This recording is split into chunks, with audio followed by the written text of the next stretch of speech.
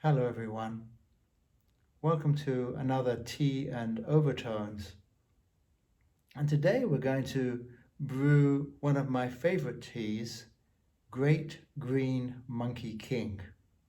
Yes, it's quite a mouthful. It's a green tea from China, and this one, of course, is organic and very well trusted, and a very special, sweet, floral flavor and very refreshing. And we're going to be talking about that and also what brings us joy in life.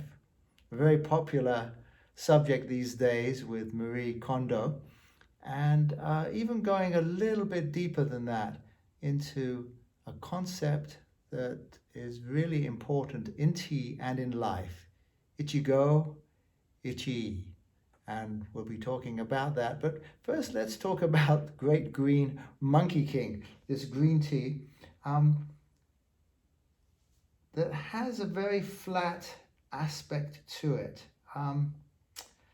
As always, maybe difficult to actually show you the tea itself, but it's famous and oftentimes much longer than this. In fact, when I first bought this tea, I had very long leaves, about twice as long as this. Hopefully, yes, you can see something there. That's the idea. And I'm going to brew about 3 or 4 grams of this. So I'm going to get out my little scale, which is very, very sensitive to 1 leaf. It actually measures 1 leaf. And it's now just calibrating to 0. And now I just pour in this tea here and measure it out to about 3 grams or so.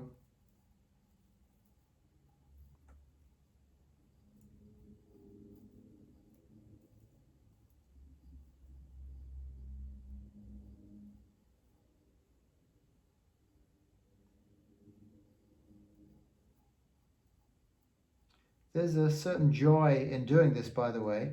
I know it's a bit laborious for you to watch me fiddle around with the tea, but there's a certain joy in kind of relating to the tea in this way. So I've got about just over 3 ounces. Sorry to have my hand in the middle there. While we're talking about joy, I do want to just bring your attention to this beautiful clay piece. I think be easier to see. My hand is behind it, still getting used to kind of showing these things. Beautiful shape. Again, this is a Chinese ceramic, and this brings me joy. Or does it? Do I really need a teapot to bring me joy? And really the answer is no, I don't, because joy is what is naturally in each one of us. It is already there. And just like we don't need anyone to really bring us love, when we fall in love with someone, what we're really saying is, you awaken the love that is in me. So one way of saying it is, when I look at this, it awakens the joy that's in me. I mean, it definitely is a pleasure to feel this, and the shape to me is extremely pleasing. So that's why I stored the tea in this canister, really for serving purposes. If I want to store it, I want to have a sealed container, which I can go over in another episode. But for now, this was just really a pleasurable. So I was taking my time with it, just because I was enjoying it so much. So now we have it measured. We just put it in here into the teapot. And again, I can use various teapots, and I've actually been showing you only the glass teapots for the most part, because I don't want to waste the leaf here. So a couple got away, but we don't want to waste 1 leaf. It's such a delicious tea. The glass one is mainly just to show you, so you can get a sense of the color of the tea itself. But talking about joy, I did want to talk about this teacup as well. This teacup to me is one of the most special ceramics that I own. And I want you to get the idea that when you make yourself a cup of tea, and we're taking these moments for this kind of sacred ritual, that you really bring out your best teaware that you can, just that you can really appreciate what you're doing. It adds a joy, and it also adds a specialness that you really are creating. You're taking a special moment for yourself. Now, this teacup is from Japan, and I eyed this teacup many years when I would visit my friend Steve Bimel, who many of you know, and I would just pretty much lust after it. Quite frankly, I just loved that this teapot insisted that he bring it out every time I visited his home. So I said, when you go to Japan, please get me one just like it. And he went with his wife, Ritsuko, and they brought me back this one here. And as you can see, very, very, very, very similar, and by the same artist and ceramicist. An absolutely gorgeous piece, much more kind of male in many ways, and more of a blood red. But definitely I appreciate it. And then before Steve left, he for Japan, he moved to Japan, he left Los Angeles. He actually gave me this cup as a present, and I was just so thrilled. So it's kind of a yin and yang. This is more the feminine, and this is more the masculine from the way I look at it. And but still, I'm just featuring this one today because it's every time I drink out of it, I just get such pleasure. So of course we want to brew this tea. So again, this is a thing where it's just like I want to find things that give me joy. I do like the Marie Kondo kind of perspective, principle. Marie Kondo, of course, being the famous Japanese lady who's brought decluttering into all of our lives, and how to simplify and declutter. I'm putting about 8 ounces of water into this, and going to let it steep probably for a minute or two, not too much more than a minute. 2 minutes a little bit too long, although that can work very well. So we'll let that brew, and again I'm wanting to appreciate just the leaves, the color. It's a nice green color, the way the leaves are just unfurling in the water, the way the steam is causing condensation on the inside of the cup.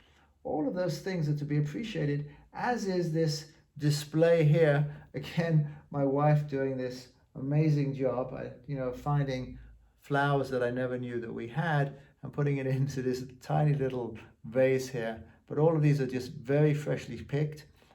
Beautiful, but again, it doesn't have to be this spectacular. It can be just a twig or a sprig, but something that really, again, brings joy. So joy is who we are, and the reason that the subject of joy came up was because the person in a high tea that I was having with the European community on Saturday, someone said, how can we bring more joy into our lives, and how can we be more joyous? And we talked about that a little bit. But then I remembered the person asking the question afterwards. I thought a day or two later I was thinking about the question, and for the most part, just things go in and out and I don't remember what I say. But I thought about that question, because if I'm joy, or if we're joy, why aren't we living joy all the time? And it's because basically it's just covered over.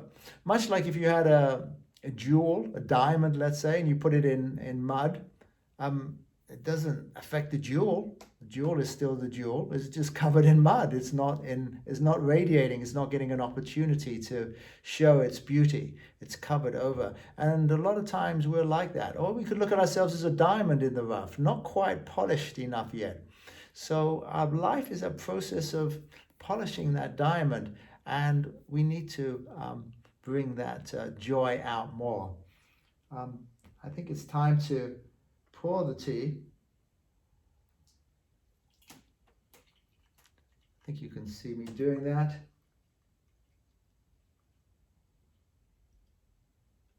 And just enough that I just drain the pot of the tea leaves. Again, we've said this many times, I don't want the leaves stewing in the water. I want it ready and fresh for the next steeping. And usually a tea like this, I can get 2 or 3 steepings. 2 definitely, 3, yes, absolutely. And then after that, it gets a little weak, but you can still continue. Something with a pu'er tea or an oolong tea, many, many more steepings. So it depends on the tea, but this is a wonderful tea. It's a little bit hot right now, so I'm just going to let it cool off a little bit. Of course, one thing that I didn't do was just to take the aroma of the tea as I open this pot here and just smell the freshness of the leaves. And this tea I've had for about, I'd say about 6 months or so. When I first opened the packet, it was stunning, the freshness of the aroma. Absolutely stunning. So the aroma is a very big part of it. Now, less so because it's been around, and it is possible, well, actually it happens, tea does go stale. So when you buy tea, you don't know how long it's been around. You want to get fresh, and that's why it's always important to get it from a reliable vendor. There is a tea shop in Los Angeles, and they have these big canisters. And when I was a little less educated on tea, I would go to the shop and they would get it out of the canisters. But I realized later on that these canisters could have been there for so long, and I don't know how often they were turning over the teas. So every time they open the canister, the air would get in. But the joyfulness was kind of interesting because I remember that this person who was asking me this question had cancer, had cancer, and severely so, such that I wasn't expecting her to live. And thank God she did. She lived and she was well, and I looked at it as somewhat miraculous. But I went up to her, and this was several years ago, and I said, well, you must be feeling absolutely amazing that every day must be a miracle. You must look upon every day with wonder. And she said, well, actually, at first I did, but then it wears off. And I thought that was so extraordinary. I was so human, right? That we kind of just go, well, if only this happened, when I get this, I'll be happy for the rest of my life. And if this happens, I'll be joyful. And if I find my key, I'll never judge anybody ever again, or something. We say, and then life goes on, and the stresses and the different things of life come in, and we forget all of that. But my biggest thing really was just to remember that we mustn't forget that. We mustn't forget those moments, that the wonder, the absolute wonder and the miracle of life, that if we're watching this and if we're breathing, it's absolutely wondrous. And so we have a curiosity about the flowers. We don't take them for granted. It's just like, oh my goodness. And we take a moment. And in the Japanese tea ceremony, they actually spend moments actually looking at what's around them, being very, very conscious of the ceramics and of the implements, and everything really matters. And Clint Eastwood was asked how he kept his youth and vitality and creativity. And his answer was, I don't let the old man in. I don't let the old man in. Or old woman, of course, if he was a woman. Or if a woman was speaking, a woman who had retained that youthfulness, that twinkle. We talked about the twinkle and the smile on the face, which was a way of tuning up the body to be more harmonic, more vibrant, but not letting the old man in. Now, old to me is a mindset. Aging is what we're all doing. We're all 10 minutes older than when I started this talking. That's across the planet. Everything is 10 minutes aged. But older is a mindset. You can have a young person who's got an old mindset. An old mindset to me is a contracted one. It's one that's not paying attention. It's one that's rigid. It's one that's drying out. And youth has a vibrancy, has a flexibility, has a wonder. And we can go back to childhood, that childhood innocence. And we need to bring that wonder into every moment of our life if we can. And when we forget, we must come back and just be appreciative of life. And to me, when we do that, the joy bubbles over from outside in. Not that we have to have something to make us joyful. We can have these reminders, and when we have the tea, a moment of gratitude. Chinese tea master, a very famous Chinese tea master, one of the greatest, Lu Yu, Luyu, Lu Yu said that with every sip, always, he said, always, every sip of tea, drink it as if you were drinking your whole life.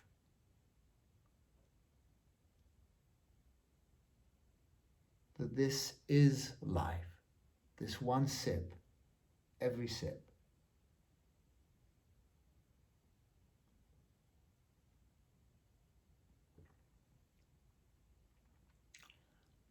Goodness, it's such a great flavor. I have to say, I made a good cup of tea, and I could just have that aroma and the freshness and the sweetness and the floral quality of it just really is magnificent. Very, very happy with that cup of tea. But the important thing was that sipping, that moment, and we'll perhaps show that quote from Thich Nhat Hanh about how the whole axis, when he sips his tea, the whole axis of the world turns, or it's the axis on which the world turns. And we'll have that quote from Lu Yu as well about always sip tea. Kind of like it doesn't say like your life depended on it, but that's kind of the idea, as if this is your life, or sip it with your whole life. Which brings me to Ichigo Ichii, which is a Japanese saying. We're kind of mixing cultures here, but tea is very critical to the Japanese culture and to the Chinese culture.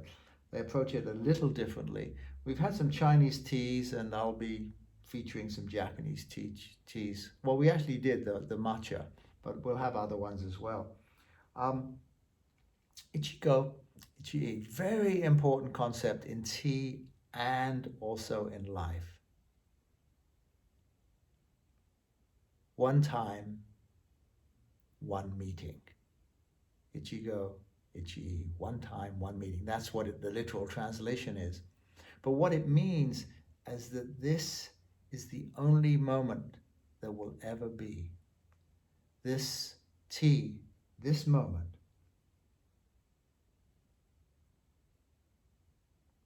is the only time that this will take place. And so we must just make everything new. Every time we make the tea, it's a completely new cup of tea. There was a Japanese tea master that lived about a couple of hundred years ago.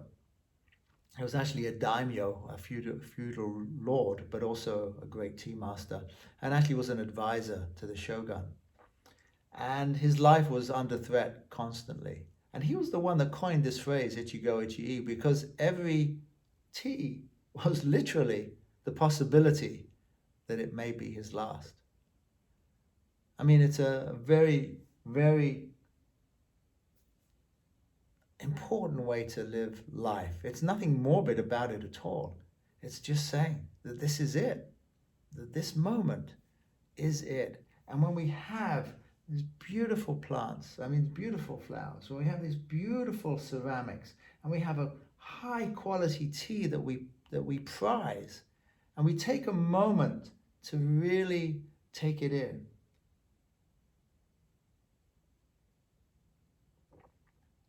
With a moment of gratitude, again appreciating the beauty of the cup that we're holding. When we really do that, and we can reignite that wonder, the joy once again bubbles over. It becomes a privilege to be alive, and we start to access those qualities of who we truly are, the love, the peace, and the joy. And they come forward naturally. And then the next moment comes along and we realize that this moment will be the only moment that ever was or will be. And so we enter into it fully with joy, with wonder, and of course with gratitude. Berush Beshan.